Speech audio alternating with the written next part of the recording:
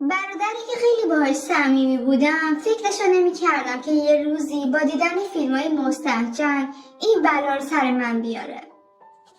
سلام، به کانال ما خوش اومدید. اگه علاقه‌مند به شنیدن داستان‌های واقعی و تجربه‌های جالب هستین، کانال ما رو سابسکرایب کنید و با ما همراه باشید. سلام، من الیاس هستم. 18 سالمه. از یکی از محلات پایین شهر تهران توی خانواده 4 نفره بزرگ شدم. یه برادر دارم، مهدی، که 3 سال از من بزرگتره. خانواده من از لحاظ اقتصادی زیر خط فقر بودن. توی خانه 5 متری مستاجر بودیم. زندگی ما طوری بود که مثل پسر دخترای امروزی هر کسی یه اتاق خواب جدا و تخت مخصوص خودشون نداشت. پدر و مادرم هر دو سر کار میرفتن. پدرم کارگر ساختمانی بود و مادرم توی یکی از رستورانا کار میکرد. اوضاع اقتصادی خیلی بدی داشتیم. حتی زندگی من طوری پیش میرفت که کوچکترین خواسته من و داداشم جزو آرزوهای دست نیافتنی شده بود. تو این اوضاع بد زندگی اتفاقای بدتری هم واسمون به وجود اومد که واقعا از گفتنش شرم دارم. ولی میخوام حرفایی که چندین سال تو دلم مونده رو بهتون بگم که تا حالا به کسی هم نگفتم. داستان زندگی من برمیگرده به همین اوضاع زندگی. من و داداشم به خاطر نداشتن اتاق هر دو تا داخل یه اتاق میخوابیدیم. من و مهدی خیلی با هم راحت بودیم. حتی نصف شب تو اتاق میگفتیم و میخندیدیم. مهدی داداشم خیلی مهربون بود. همیشه با هم صحبت میکرد و یه جورایی من و مهدی محرم راز هم بودیم. هیچی واسه پنهان کردن از هم نداشتیم. گذشت تا اینکه یه شب که من زودتر از مهدی خوابیده بودم متوجه صداهایی از داخل اتاق شدم. آروم سرم و از زیر پتو بیرون آوردم. دیدم مهدی گوشی دستشو داره فیلمای مستهجن میبینه. صداهای آه و ناله داخل فیلمو میشنیدم، ولی اصلا مهدی حواسش بهم نبود. اون شب اصلا چیزی به روی داداشم نیاوردم.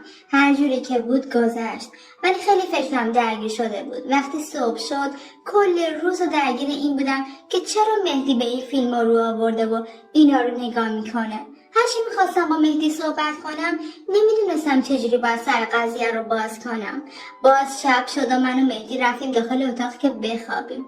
باز من زودتر از مهدی به رخت خواب رفتم. داداشم دیگه مهدی قبل نبود. مثل قبل حال صحبت کردن با همون نداشت. فقط دوستش زودتر من بخوابم. همین که چشممو بستم خوابم نبرد، ولی خودمو به خواب زدم. مهدی به خیال این که من خوابم برده باز گوشی رو دستش گرفت و شروع کرد به دیدن فیلمای مستهجن. این کارای مهدی و شنیدن صدای آه و ناله ها خیلی رو مخم بود. از زیر پتو دیدم مهدی وقتی داره فیلم نگاه میکنه با دستاشم به آلتش بازی میکنه. خلاصه بگم داشت خودارضایی میکرد. وقتی که منو دید خیلی ترسید. اصلا من مونده بودم باید چی بگم و چی کار کنم. واقعا نمیتونستم باید چی کار کنم. گنگ بودم. ولی وقتی متوجه نگاه من شد یه دفعه خودشو جمع کرد و فیلمو قطع کرد. بهم گفت هنوز نخوابیدی؟ من که خیلی از دستش عصبی بودم گفتم داشتی چیکار میکردی؟ گفت هیچی، داشتم پیامامو چک میکردم. گفتم مهدی چرت و پرت نگو. تو امشب و دیشب کارایی کردی که من همه‌شو متوجه کارات شدم. تا اینو گفتم مهدی جلو دهنمو گرفت گفت یواشتر صدات میره بیرون. من اون شب خیلی با مهدی صحبت کردم. با همون حال عصبیم خوابیدم. دیگه شب‌های بعدی مهدی حواسش بود و زودتر از من میخوابید. به گوشیش اهمیت نمیداد. من خیلی خوشحال شدم. به خودم گفتم خدا رو شکر دیگه از این کار دست کشیده. یه روزی که بابا و مامان سر کار بودن و مهدی هم بیرون رفته بود از خواب بیدار شدم و لباسمو جمع کردم که برم حموم یه دوش بگیرم.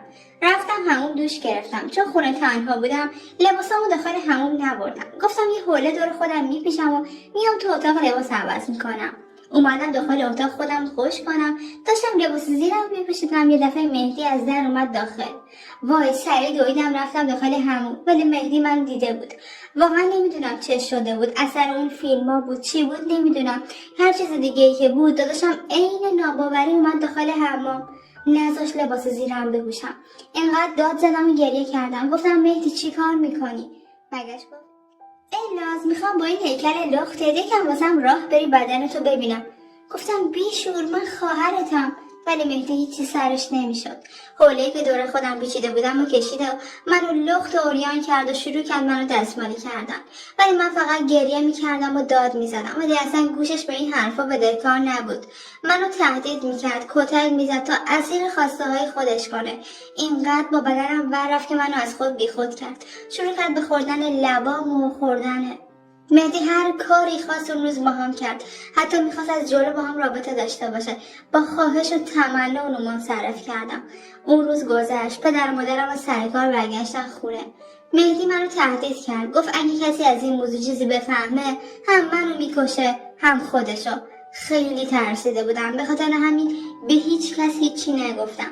مامان و بابام که درگیر سر کار بودن ولی مهدی دیگه خیلی آشغال شده بود. بیشتر مواقع از من رابطه میخواست. اصلا به این فکر نمیکرد که من خواهرشم. دیگه شب‌هایی که من و مهدی توی اتاق میرفتیم مثل شب‌های قبل نبود. یه جورایی حرمت‌ها کنار رفته بود و مهدی تا منو گیر می‌آورد دستمالی میکرد. با اینکه چند سال از این قضیه میگذره هم من و هم مهدی ازدواج کردیم ولی عذاب وجدان داره منو دیوونه میکنه. همیشه به خودم لعنت میفرستم که این چه غلطی بود که کردم. خدا منو ببخشه به خاطر اینکه چرا اسیر هوای نفس خودم شدم و این کارو کردم و به هیچ کس نگفتم. شاید این اتفاق هر چه زودتر جلوش گرفته میشد. اینا رو گفتم تا کمی حرفایی که سالیان سال تو دلم مونده بود رو خالی کنم. خواسته من از شما عزیزان اینه به هیچ عنوان با عزیزترین کساتون حتی برادر، پدر تو اتاق تنها نخوابین و گرفتار شیطان و هوای نفس نشید. ممنونم که تا انتهای این داستان با ما همراه بودید. شما هم میتونید تجربه و داستان زندگی خودتون رو با ما به اشتراک بگذارید و به آیدی تلگرام که در قسمت بایو کانال هست پیام بدید. نظرات خودتون رو در مورد داستان امشب در بخش کامنت ها با ما در میان بگذارید. تا داستان و تجربه دیگر می سپارمتون به آغوش گرم پروردگار.